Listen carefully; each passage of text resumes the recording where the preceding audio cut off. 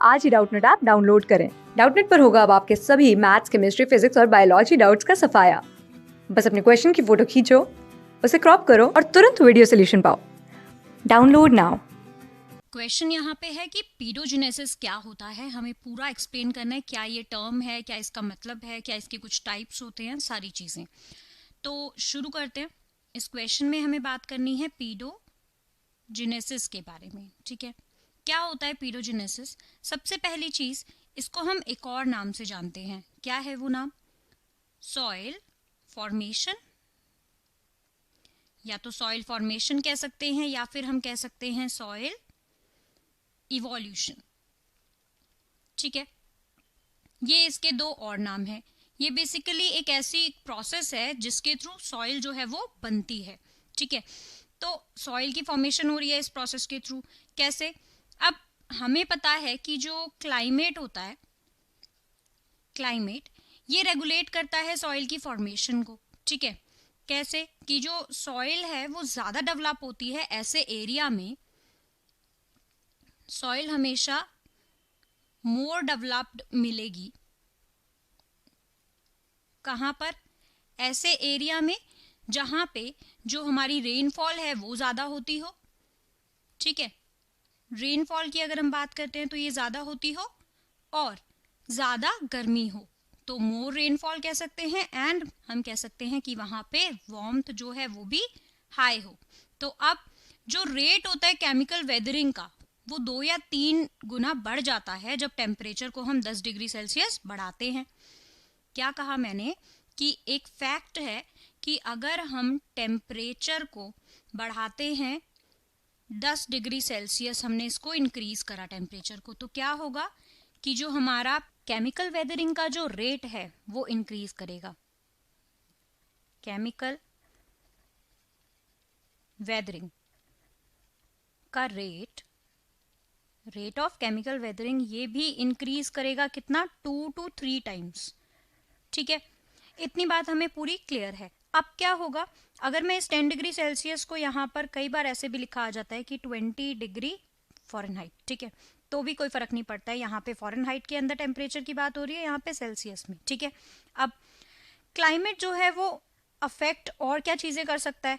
ये ऑर्गेनिजम्स को भी अफेक्ट करता है जो कि प्रेजेंट हैं। ठीक है, यानी कि मैंने क्या बोला कि जो अभी जिस क्लाइमेट के चेंज की हम बात कर रहे हैं, ये ऑर्गेनिजम्स को भी अफेक्ट करेगा जो वहाँ पे प्रेजेंट है, और सॉइल को भी अफेक्ट करेगा केमिकली और फिजिकली भी। ठीक है, सॉइल को भी अफेक्ट कर रहा है ये फिजिकली। कैसे? कि रूट्स की मूवमेंट होगी।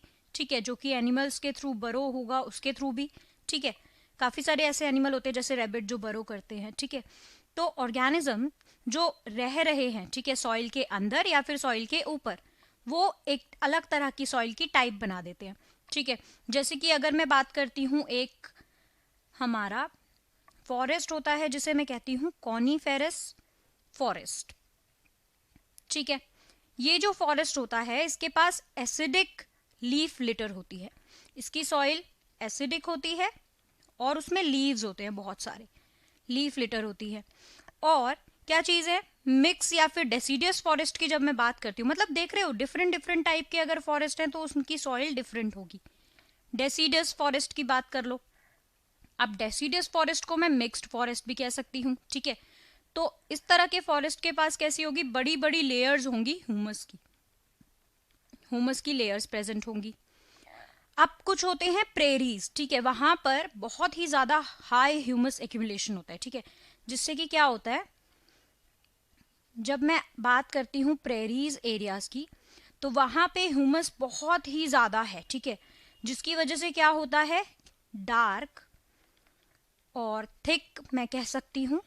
ठीक है, सॉइल हो जाती है। अब यहाँ पर कई बार क्वेश्चन आया था कि प्रेरीज के अंदर जो सॉइल है वो डार्क और थिक क्यों होती है? क्योंकि यहाँ पर हाई एक्यूमुलेशन होता है बहुत सारी ह्यूमस का। ठीक है, ह्यूमस बहुत सारी इकट्ठा हुई हुई होती है यहाँ पे। ठीक है, इस वजह से ये रीजन है। तो अब रॉक जो कि सॉइल बनाती हैं, ठीक है, उनको मैं क्या कहती हूँ? पेरेंट मटेरियल, बेड रॉक कहती हूँ। मतलब बेसिकली पत्थर से ही तो मिट्टी बनेगी, तो उस रॉक को जिससे हमारी सॉइल बनेगी उसको मैं कह देती हूँ या तो पेरेंट मटेरियल ठीक है, या फिर मैं इसको कहती हूं बेड रॉक।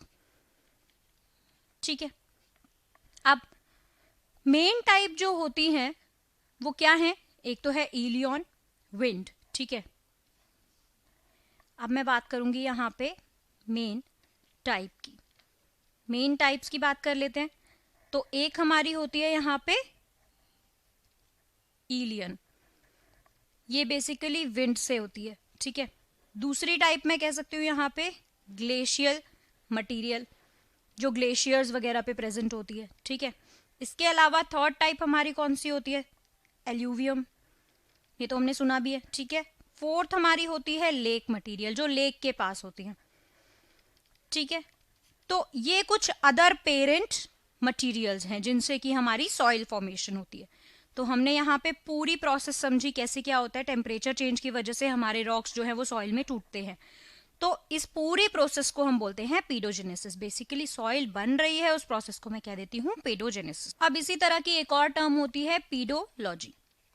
अब पीडोजेनेसिस और पीडोलॉजी के अंदर कंफ्यूज बिल्कुल नहीं होना है, क्योंकि पीडोलॉजी तो बेसिकली स्टडी होती है, किसकी स्टडी, सॉइल फॉर्मेशन की। ठीक है, सॉइल्स की स्टडी को हम पीडोलॉजी बोल देते हैं, उनके नेचुरल एनवायरनमेंट के अंदर उनकी स्टडी की जाती है। ठीक है, और पीडोजेनेसिस क्या था, सॉइल इवोल्यूशन या सॉइल फॉर्मेशन। ये बेसिकली एक ऐसी प्रोसेस है जिसके अंदर सॉइल बनती है। ठीक है, तो अब यहाँ पे हमारा आंसर पूरा क्लियर है। पीडोजेनेसिस क्या होता है, क्या क्या चीजें उसके अंदर इंक्लूड हैं, कितने तरह के पेरेंट मटेरियल थे, सब हमने देखा। Thank you.